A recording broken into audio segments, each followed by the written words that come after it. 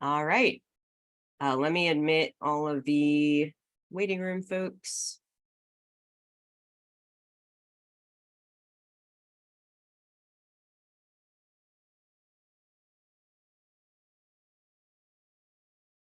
All right.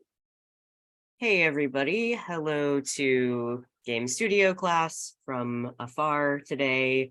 And hi to folks joining on Zoom. So this is our second iteration of the Northeastern Games Lecture Series. Glad to have you with us today. And I'm pleased to introduce Radiant G, who is going to speak to us today about building relationships in narrative games. So Radiant G is an indie game developer and freelancer in the games industry. He's the site lead for the worker-run, writer and minority-led games journalism website, Press Space to Jump, as well as the producer, creative director, narrative designer, and character artist for upcoming queer narrative game Himbo Hunter. Side note, love that title. Radiant specializes in narrative that centers LGBTQ+ characters, often at the intersection of multiple identities. He has spoken at several conventions such as GDC and PAX, and does a lot of DEI/BA work to empower marginalized people in the games industry and surrounding industries. And with that, I'm really excited to hear from Radiant. All right. Hello, everyone. As Chris said, I'm Radiant G. My pronouns are he, him, his. I'm going to be talking about building relationships in narrative games today. We are going to be covering a few different things. The first half is more of a lecture, and then the second half is a bit of a interactive exercise that you can do if you want to, but you also don't have to. So let's get started. All right, so first of all, there we go. So let's talk about character relationships in games. I am doing this talk assuming that all of y'all, at least in some respect, want to develop games. If that's not the case, still feel free to follow along. But yeah, so let's start off with what are character relationships and what can they offer the player? So, for the purpose of this talk, character relationships will mostly refer to the dynamic between a non-playable character and the player or the player's in-game character, which I'll explain the difference between those two things in a moment here. Certain characters resonate with certain players, but why? What is it about certain storylines and reactions in games with player choices that make a character stand out? Some characters will offer players friendship, love, lust, rivalry, trauma, mystery, intrigue, or some combination of those. And as a developer, we can really create stories that play that up in these sorts of games. As far as character relationships go, there's a few ways that we can sort of build that from the development side that will make the player feel that it's more interesting, more organic, more dynamic, and I'm going to sort of tell y'all about that. I'm going to be setting y'all up with some rules, but I also believe every rule is made to be broken. You can mix and match these. There are ways you can flip them on its head. These are just a framework for y'all. Never let these rules be something that sort of limits you. Always just use them as a stepping stone for whatever you are creating. So what are some of the ways we can set people up for success with regards to relationships and starting a new game? So some of the things that I like to focus on are creating player agency. That means giving the player options and choices that actually feel like they matter to the story. They actually change the outcome of some things. It can be frustrating playing a game where you're making all these choices, but all of the major plot points stay the same. Having a more dynamic story told that gives the player more agency over what happens usually creates a better experience for the player. And the same goes for the characters themselves, creating dynamic characters.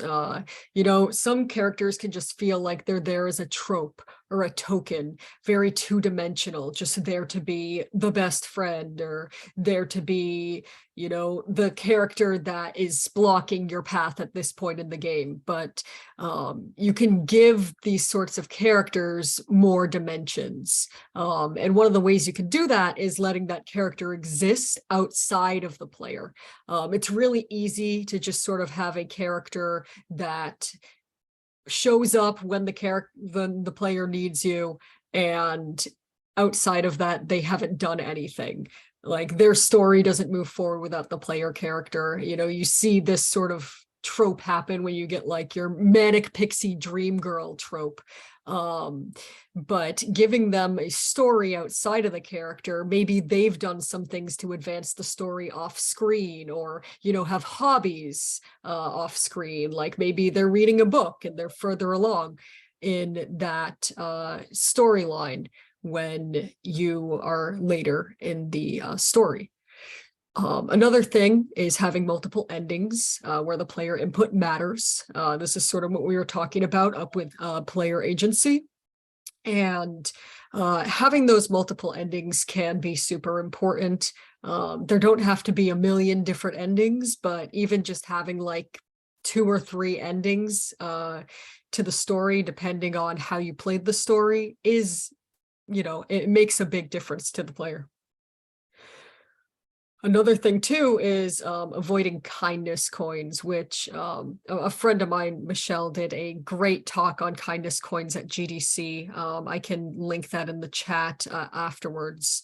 But basically, kindness coins is the idea of you're building a relationship by just like giving the character in game a gift over and over and over again. Like, this isn't a storyline where you might have a player give a gift to a character 3 times throughout the story, and then you end up together in a relationship at the end. That doesn't feel very organic. It feels very gamified in a way that's kind of silly.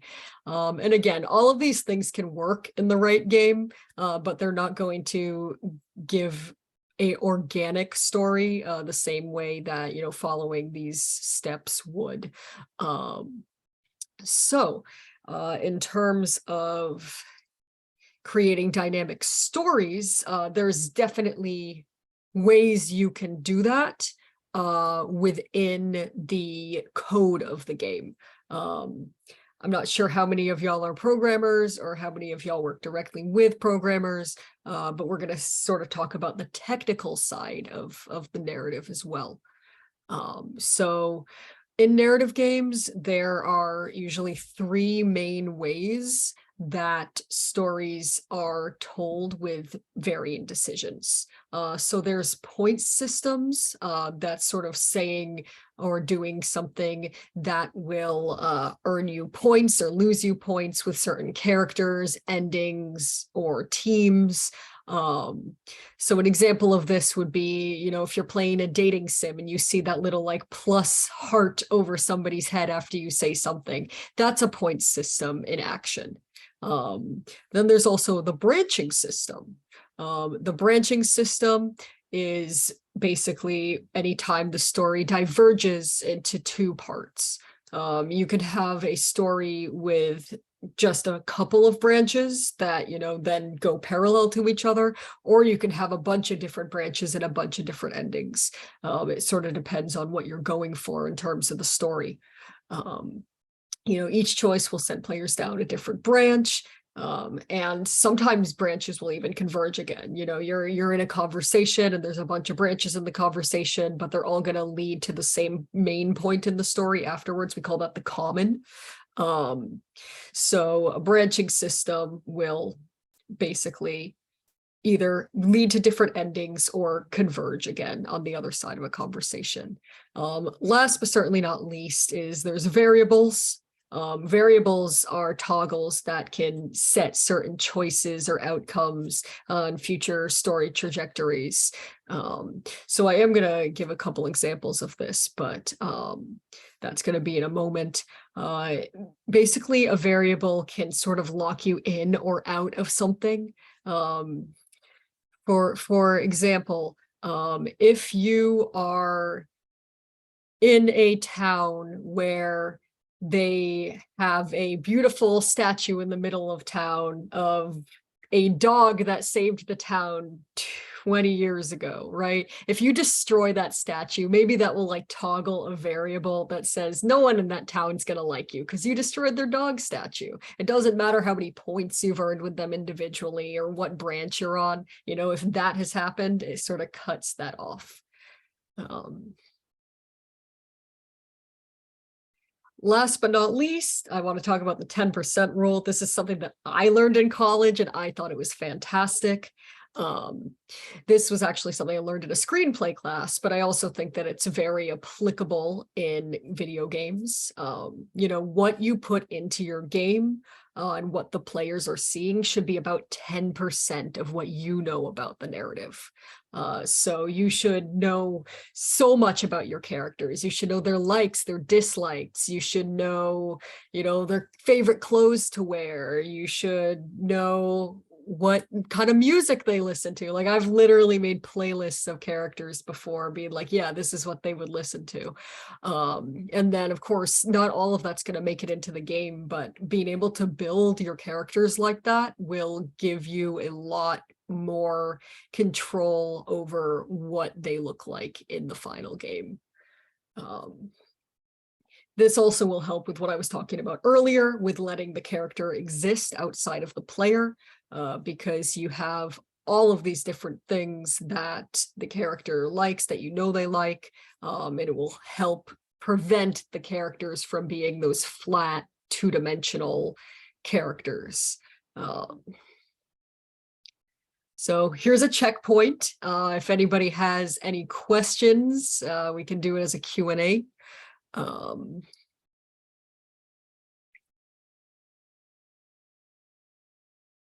Tried to figure out how to see the chat, but I also know that Chris is helping as well. Yeah, I'm monitoring chat. There's no questions there currently. I think find the talk you were mentioning and posted a link, but oh, perfect. In class, nobody has their hands up for questions. I think they're saving it up for the end. All right, fantastic. Then we can move on to the exercise part of the talk.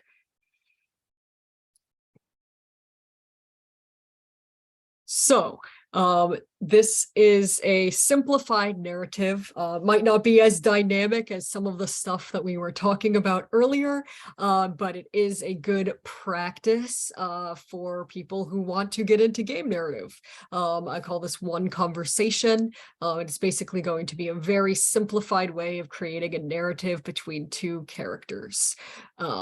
If you want to do it, you can. I'm going to have the steps on the next page. I'm going to be sharing an example of something that I'm coming up with for a scenario. And if you want to do it as well, you can. So let's take a look. So here we go, step by step. This exercise is 5 steps, and you can, 1, decide if the player character is a distinct personality or not. So that's what I was talking about earlier with regards to a character appealing to a player versus a player character. You know, if you're playing a game where you get to sort of be a self-insert, whether you get to design your character or choose your character's name, like that character kind of feels like you.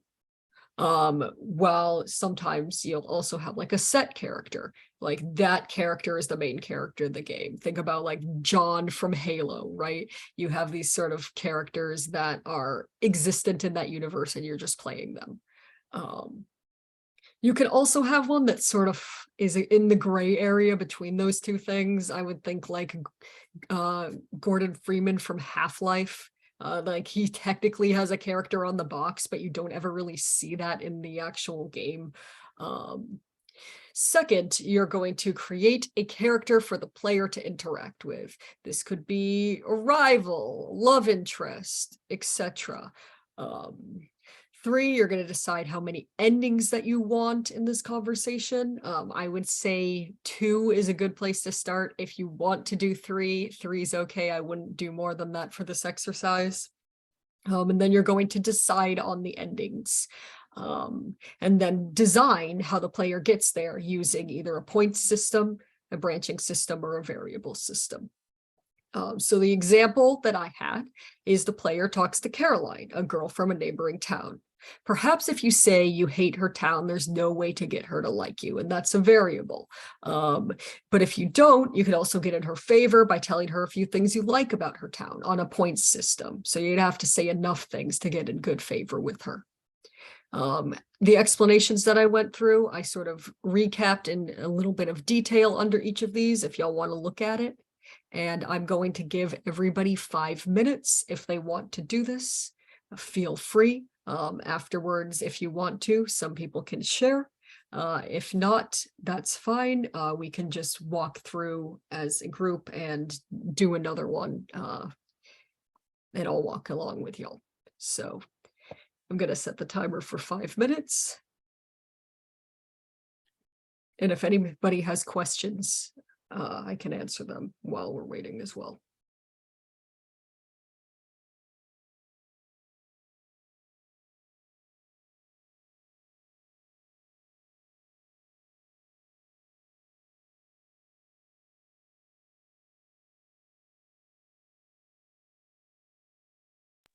Yeah, the students in class are indeed doing the exercise, so just so you know. Fabulous.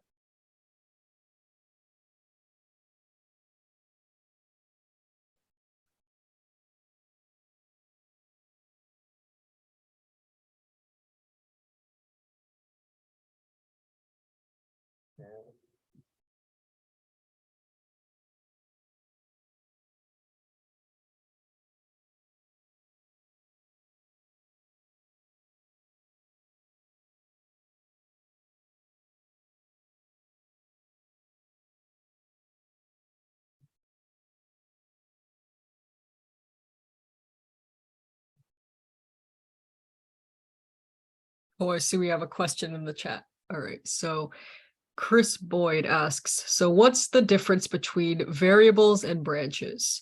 Would that be branches take the player on an entire different storyline, at least temporarily, while variables can simply affect certain aspects of an otherwise non-branching plot? Yeah, so that's the basic of it there. That is definitely true. You can also have variables in branching plots. For example, going back to the example that I gave with Caroline, in terms of saying that you don't like her town and that's sort of locking out a bunch of things. So there may be branches that you can't access anymore because you're not in her favor and you've insulted where she's from. So those can work together. Variables can be referenced in storylines as well. You can have variables that toggle amounts of dialogue within a branch or even a common route. For example, if you have a variable that tells the players that maybe you're a princess character and there's a variable where you can cut off all your hair. Maybe people will make comments on it and be like, oh, your hair is so much shorter than the last time we saw you or when you were young. So variables can affect things, in the background that don't affect the main story as well.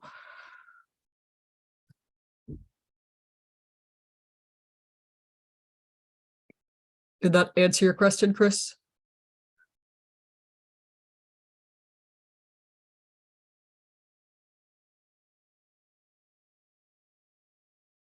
Awesome.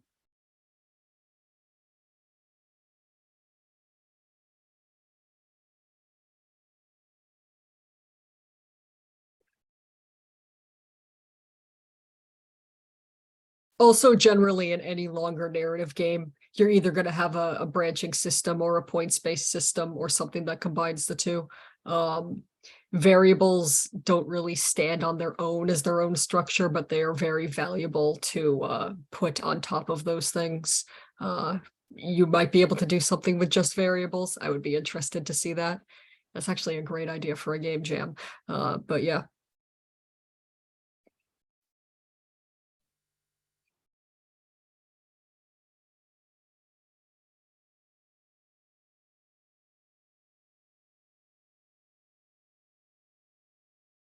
All right, just so everyone knows, 30-second warning. So wrap up your scenarios if you haven't already.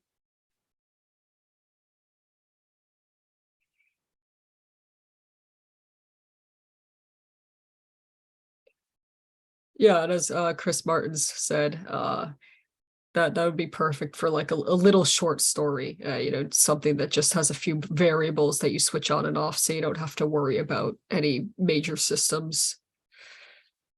Yeah, what I'm actually referring to a specific term of art that M. Short uses called storylets, which is like where you author these like snippets of narrative content that are not explicitly placed within the branching structure, but are like that just have preconditions on all the world variables for when they can be chosen. I don't know, it's a kind of interesting way to do things. Put a link in chat.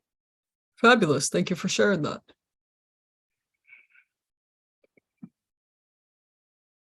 All right, so that's time.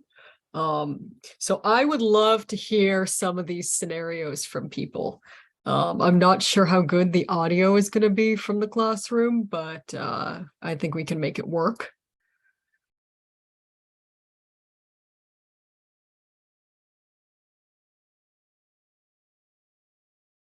You've also got a an exercise answer in chat. Oh, I have all at right, least all right. Let's start with that. All right, shout out to Brandon. I know you. All right, so let's see. So we have the player character being a bank robber with a heart of gold, of course. What bank robber doesn't, am I right? So let's see. Second is the character is a security guard frenemy who sort of suspects the hero. There's going to be 3 endings. One where the security guard betrays and shoots you. One where we get to see the security guard join us. And a tearful goodbye as the player gets away with the money. Oh, yeah, there is a 4th ending, a secret ending. Security guard already robbed the bank. You know what? I'm here for it. I love a good secret ending. And then dependent on how well you plan for everything, every aspect of the heist, find out how unsavory the bank president is, and get to know the guard's kid, a Tiny Tim type. Yeah, that's great. That I would play this game. I want to be a bank robber with a heart of gold. In a game, people, in a game. Yeah, that's fabulous. Great job, Brandon. Okay, let's see if you can hear us from the class. All right, so can you hear me? Do you want to introduce yourself real quick? And then, hi, I'm Nickerson. I'm in this class. And for my story, I have a master art thief named Salazar. And I have here written that his personality trait sort of like crouching suave, hidden dumbass. And he's talking to his prospective clients, John William, who is a wealthy art collector. There are 2 endings, and these endings either include John William sicking his guardsman on Salazar as Salazar runs away, or Salazar escaping with one of John's prize paintings, stealing it from right under his nose. And basically how the player gets there is during this conversation with Salazar and John William, Salazar is trying very hard to keep all of John's attention because Salazar's henchmen are currently stealing the painting that's sitting right behind him. That is absolutely fantastic. I can see it all in my head. I also like that so far both of our main characters are thieves. We had a bank robber and an art thief. But yeah, no, great job with that. I think that both endings really work. And I like the idea that you're really just trying to be a distraction. It doesn't really matter the end goal of how this person feels about you. It just matters that you're keeping them interested in the conversation long enough. So that's really great. So I have a question. This is Chris. I'm other Chris. I'm professor in the class. The scenarios that we just heard are all sort of larger than a conversation, although maybe the outcome sort of hinges on this conversation. But they're about like the narrative or the story for a game, or at least a portion of the game, as opposed to being really focused on a particular conversation and maybe how that conversation branches or comes out. What would you have to say about sort of the fractal nature of character development and dialogue in a game, from the individual conversation to the scene to the level to the entire game scope? Well, I think that they're all very connected, and depending on how much of a narrative game it is, they might be more connected or less connected, but you can tell the game's narrative through a bunch of different things. Like if you have a very serious noir feel to this art theft one that you're talking about, that's going to tell a different story to the player than if you have like a hokey, funny henchman, like sort of dancing in the background with the art piece. That's going to have two very different moods and two very different stories. Exactly. So those things are very tied together. I think that, one of the cool things about this exercise is that you do see a little bit of a window into a world, no matter how big the scope or how small the scope is, that can sort of get you there. Did that answer your question? Yeah, I think so. Cool. All right, does anyone else have one that they want to share? I have a hand up in the back of the class. Yeah. My name's Grant. I'm also in Game Studio. I chose to do one that's actually of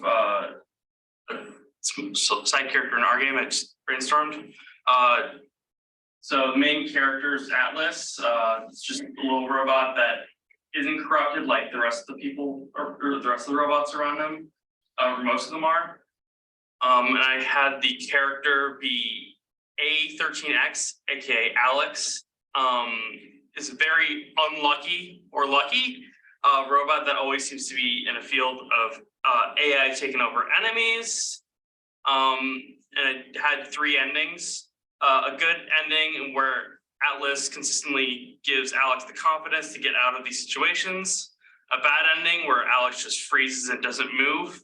And then the third ending where Atlas has too much virus in him and just Alex doesn't see him as a companion or whatever. So the quest line doesn't even start. And like I was imagining this as a branching dialogue tree thing, where it was like you would show up in multiple chapters and you have to consistently help Alex out because he's the unluckiest robot alive. That makes sense. For a little bit of context, our game also sort of inherently includes a point system mechanic where the robot character you're playing can be have a certain amount of a virus that causes you to go haywire and be violent. And so depending on how much of that you have at any given point in the game, that affects the way that other NPCs interact with you. And so using that point value at different points in the game to trigger different narrative branches is sort of a nice combination of some of the ideas that were introduced here. Yeah, that sounds great. Clarification, Grant. If your robot does go bad, can you gain up good points again or lower the bad points and get back to a good state, or is it like a variable switch that once you've gone bad, and you have to play out the game like that? Yeah, you can get rid of your virus. We have like a system of like clean energy versus like virus energy. So yes, you can go back to being like perceived as like good or without virus. Yeah, you can do that. The game also has a fail state. If you ever get above a certain threshold of virus, then you lose. So. Okay, all right, cool. Yeah, that was a great example of combining the point system with the branching system that we were talking about, as Christopher Barty was saying. So yeah, that was a cool one. I also like that it was very different than the first two that we got. Anybody else?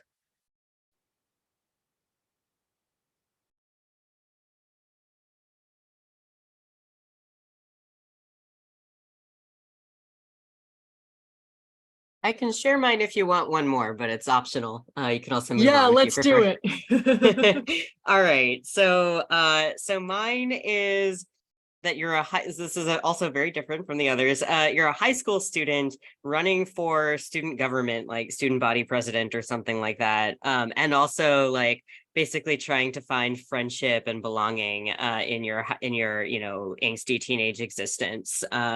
And the other character is your rival, the person who is running against you for class president. And I said that there are 3 endings, but twist, the one where you win is actually the F tier ending. That's the bad ending, because it turns out that like you got super competitive and only cared about the victory and made no friends along the way, and also your rival, who's actually kind of a cool person, is like sad and that you don't want to be friends with them. Whereas the good ending is that you team up with your rival and run on one ticket. That's the S tier ending. And then the B tier ending is like your rival wins, but you learn some lessons about coping and friendship, and like everyone who helps with your campaign is like your new best friends or whatever. And for number 5, how the player gets there, I'm imagining some kind of mechanics involving like the choices that you make would contribute to the number of votes that you get from the student body, like what sorts of things you choose to emphasize and talk about in your campaign. Yeah, I love that. I like how you showed the point system in the votes. That was very clever. That's a way that you can sort of show the player, how they're doing points wise without actually shoving it in their face that they're playing a game. Like you worked it into the story in a really cool way. I also like the idea that, winning the vote isn't necessarily winning the game. It can be if you're on the same ticket with the other person, but I do like the idea that it's like you won, but at what cost? Yeah, that was also, very different than the other ones that we were looking at before. But I really like that. You did a great job with that. I think you just brought up a really important point that I was thinking of earlier on in the lecture, and that's that it's really important that the player understand that they're making choices and be able to map those to the consequences that they experience, and that like the branching path narrative sort of does that intrinsically, in that you do something and now you're on a different path, and so it's clear that like something has changed.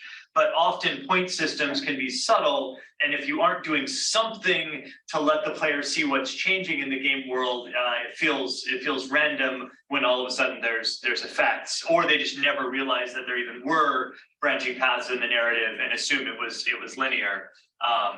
I've certainly seen games fail at feeling dynamic because I didn't understand what was happening.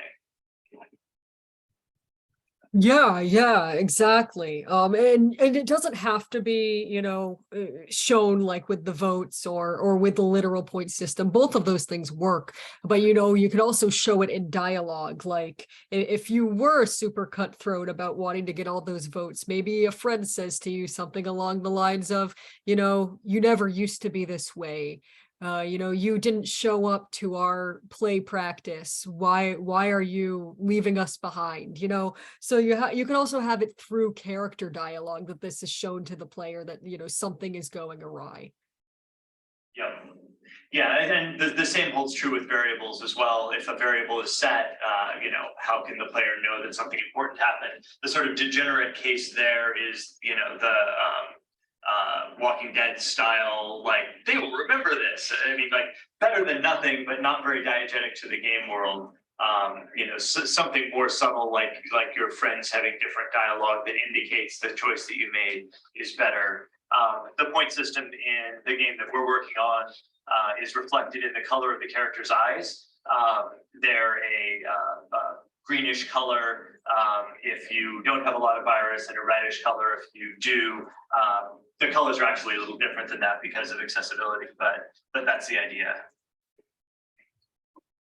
Yeah, that sounds very cool. So there are lots of ways to tell that to the player. I would say the one thing that you want to avoid in that retrospect is having a decision that seems like you're being nice to a character and then having the actual thing you say be a 180. That could be very frustrating. Like, if one of the options is like, oh, I like your shoes, and then the character says to the in-game character, I like your shoes. Where'd you get them? The circus? They're so big, you clown. And then you're like, that's not what I wanted to say at all. Like, avoid making your players go into those sort of situations unless that's part of the gag of the game and made very clear up front. Because I know that that's something that I find frustrating when I play games sometimes. Like, it just goes awry and you don't realize what you're agreeing to when you make a choice. And that goes back to player agency as well. You don't want to take away the agency from your player. A game like Mass Effect would be an example that sometimes does that very badly, where you think you're saying something that's going to have one effect and it often comes off very different. Dreamfall Chapters would be a narrative game, or Life is Strange, that does a good job of like giving you some thoughts about your character's inner monologue in relation to the choices before you actually make the choice, so that you can understand the intent of what you're about to say. Right. And also, that's not to say that you can't have good intention and have a bad effect in the game, but you just don't want it to be because your character is being mean after a seemingly nice choice. Like, if you say to someone like, oh, I like your shoes, and then you find out that that character like was wearing their dead best friend's shoes and that was an emotional thing for them, that's a story point. And it has nothing to do with how your character reacted. It might be something that you could go into that way, but don't have your character be mean out of nowhere after a choice.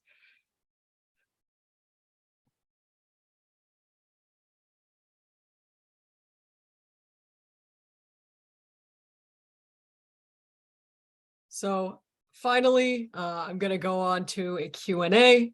I know we answered a couple questions along the way, but this is just a roundup at the end. I hope you enjoyed both the talk and the exercise. If you have any questions, feel free to raise your hand, DM them to me on Zoom. If you want to remain anonymous, let me know in the question up front that you just would rather remain anonymous. And if you think of a question later, feel free to DM me. I'm on Twitter at radiantg_. I'll be checking my DM requests tonight. So if anybody has questions they think of after the talk, feel free to reach out and I'm happy to answer them. But for now, let's get into some questions.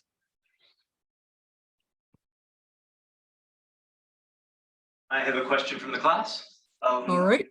Your experience with the different systems of like deciding the ending, is there like particular types of narrative that each type of system is more suited for?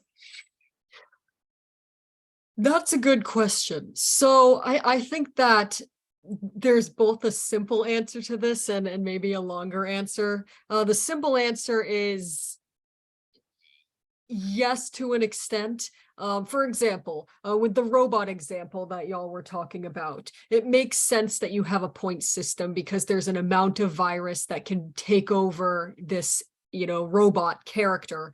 It might not make sense to have a branch every time that virus changes. It just makes more sense to have it as a point system.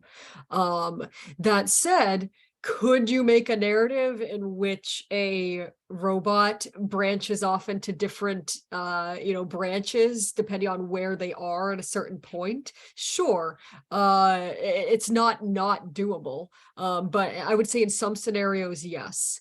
And then the longer answer is it kind of depends on how you want your player to interact with that narrative, right? So if you have a storyline where you are exploring a forest, that would make sense for it to be a branching system, that you're choosing different paths, going different directions, and discovering different areas.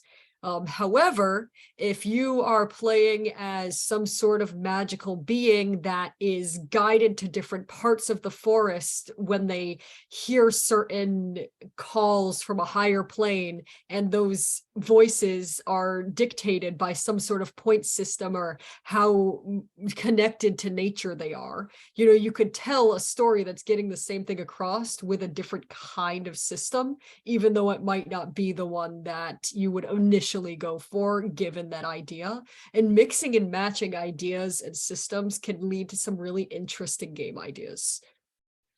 Yeah, I think that last part is the thing I would emphasize. Think not just about the overall shape of the narrative, which may determine what you want to use, but think about the thing that you're trying to track in the game and what does it make most sense for it. If it's something that's only going to matter now, it's an action that has an immediate effect, then branching is reasonable. If it's an action that's going to have an effect at some point later, but it's either a binary or a fixed value, how much money did you donate to the orphans is going to have an effect later in terms of something, then a variable makes sense. And if it's an ongoing granular effect that like the virus level that is going to have many different effects throughout the whole course of the game and change, then a point system is going to make more sense. All of those may have a place in any given narrative.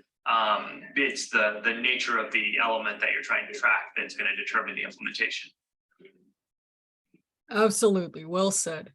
And also I see a couple of questions in the chat. I'm going through them now. So let's see. Chris Boyd says, any suggestions on effective and not overtly heavy-handed ways to suggest to a player that there are alternate branches within the game that they could have taken pre-decision or post-decision? If you're playing a traditional visual novel game, especially one that's made in like RenPy or Ink on Unity, a lot of the time when a choice comes on the screen, it's very different than other parts of the narrative, and it usually has some sort of system where you can save. If there is a big choice, sometimes the game developer will say on that choice, like, this will change the outcome of the finale. Are you sure you want to choose going with this player, this character, not this character? Then you'll get that ending or that ending. But if you want something that's more subtle, you can also just have save point suggestions, right? You can generally save at any point in a visual novel game. So you might want to just be like, this is a good time to save your game. I've seen that between days. I've seen that between certain conversations before. And there's also a lot of visual novels that let you undo something once it's been done. So you can sort of say, you can go back to this point or you can't. But those are ways to do it in very narrative heavy games like visual novels. In terms of doing it in like a live game, a game in real time, you want to find something that works for that universe. So say in that universe, there are these gods or something that a lot of characters, look towards, maybe have something like, oh, the omen of this god has been placed over your character. And maybe in that universe, they know what that means. Did that answer your question, Chris?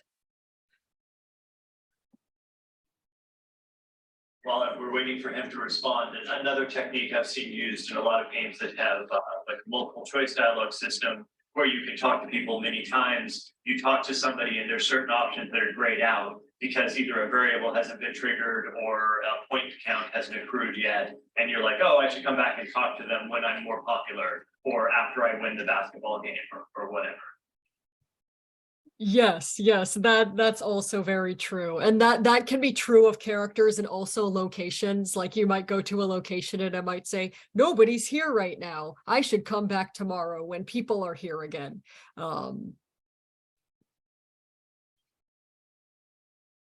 then there's one more question in the text chat, and that's from Brandon. What kind of relationships would you like to see more often in games? Oh, that's a great question. I mean, if I gave all my answers, we'd be here all day. But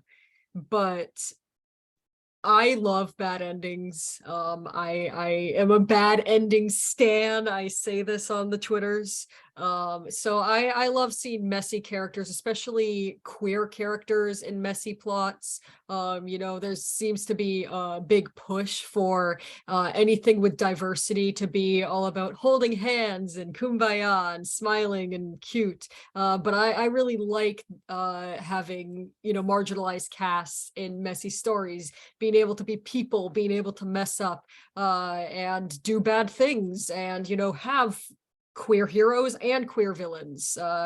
I really think that seeing more daring stories that delve into more how do I say harder to tell stories that don't have to do with the marginalization. So like have a character be hated and be gay, but not hated because they're gay, but hated because they've made all these terrible choices that hurt people around them. Interesting characters that don't come off as just like a sad, marginalized story. I have another question here if you're ready. Yeah, sure. You saying you were like a bad ending enjoyer. It made me think of basically, I think a lot of narrative-based games kind of suffer from sometimes being a little bit too transparent. You're talking about like kindness tokens before, and sometimes it's a little bit too obvious. Like talk to this person for the good ending, or make this choice if you're a good guy for the good ending. What's your opinion on sometimes like pulling the rug out from under the player and saying like, oh, this outcome happens no matter what, or maybe certain choices just don't play out how we think they were. Because I know sometimes people feel betrayed by not having their choice do exactly what they think, and sometimes it's just too easy to tell where things are going. I'm assuming there's like some kind of perfect balance, but what's your opinion on it? Right. So this sort of comes in to the idea of every rule is made to be broken that I was talking about earlier with regards to player agency. If it is part of the game that you are purposely removing player agency in one of the branches, that is something that you can have fun with. And, maybe the player will feel bad when they do that, but maybe that is what you want the player to feel. If you have anything in that route that could be potentially content warning worthy, definitely put that somewhere in your game, whether it's before the title screen or before the game starts. But I do think that you can definitely play around with that, because as I said, every rule is made to be broken, and I have seen that done both poorly and well in games. So yeah, for sure. I think that in terms of bad endings and taking away player agency in there, or not letting a player know what's going to happen, I think the best example of that kind of thing goes way back to the game Silent Hill 2. And it's a largely a point system, though it does have some variables underlying it. But it's the ending is determined by things like, do you keep your health full all of the time, or do you allow yourself to have lower health when you get hurt? How many times do you look at the picture of your dead wife in your inventory, which serves no gameplay purpose during the course of the game? How many game minutes do you spend with the possible love interest character versus not? It doesn't explicitly tell you that any of those things matter, but at the end of the game, you get an ending. I played it simultaneously with my best friend. I played my character as very sad. That was the experience I was having. I looked at my wife's portrait a lot. I didn't hang out with the possible love interest. I let my health be low because I was worried about spending health potions. And at the end of the game, my character died. And I thought that was the only possible ending. Like, that makes complete sense for my character. My friend played very differently and ended up leaving with the love interest and having the, quote unquote, happier ending. But that ending would have felt like nonsense to me. It so intrinsically tied the gameplay style to the narrative outcomes that it did telegraph what was happening in an entirely diegetic way without ever revealing. I had to go look up what, in a wiki, what was actually causing the choice differences. And if you can ever get to that level, then that's amazing. But that's masterclass level narrative control. So I think Yeah, that was a great example. That's fabulous. I don't play the Silent Hill games, so this is the first I'm hearing about that, but that's a really, really cool way to, blend these systems together into these two endings.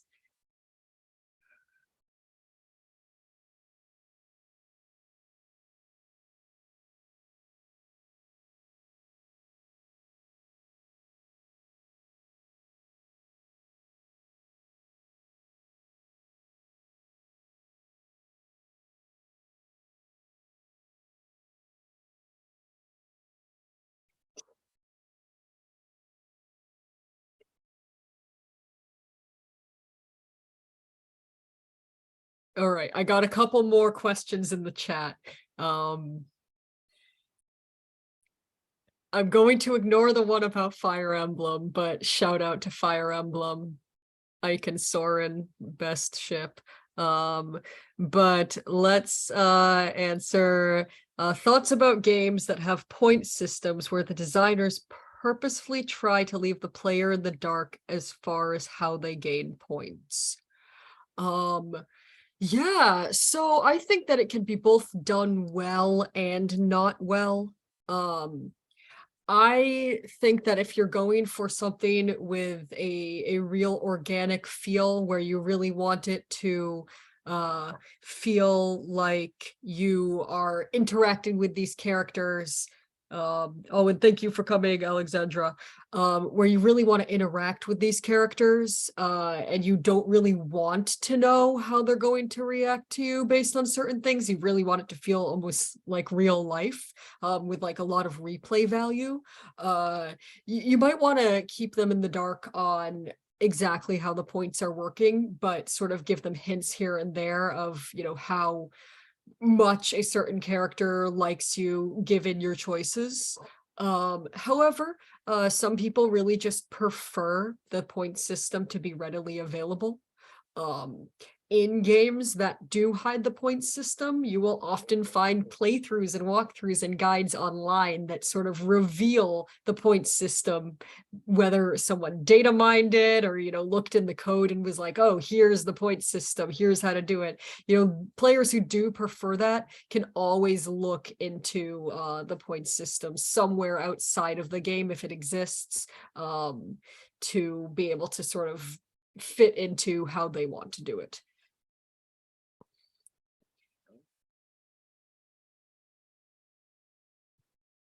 I think there was a couple other questions somewhere. They started getting a lot, but we're just about time. Does the classroom have any final questions before we wrap up? I have time for like one more. they're all shaking their head, but look like they enjoyed themselves. All right, fabulous. We're ending just on time, so I just want to say thank you for being such active participants. Thank you for doing the exercise that I came with. And just a reminder, I'm Radiant G. My pronouns are he, him. Also, I just noticed that they're showing up on my Zoom twice for some reason. I don't remember why that is, but you can find me at @RadiantG_ on Twitter. I'm always talking about games, anime, memes, and game dev stuff. So feel free to reach out, and thanks for listening. Thank you so much. From all of us here in the classroom, thank you so much as well.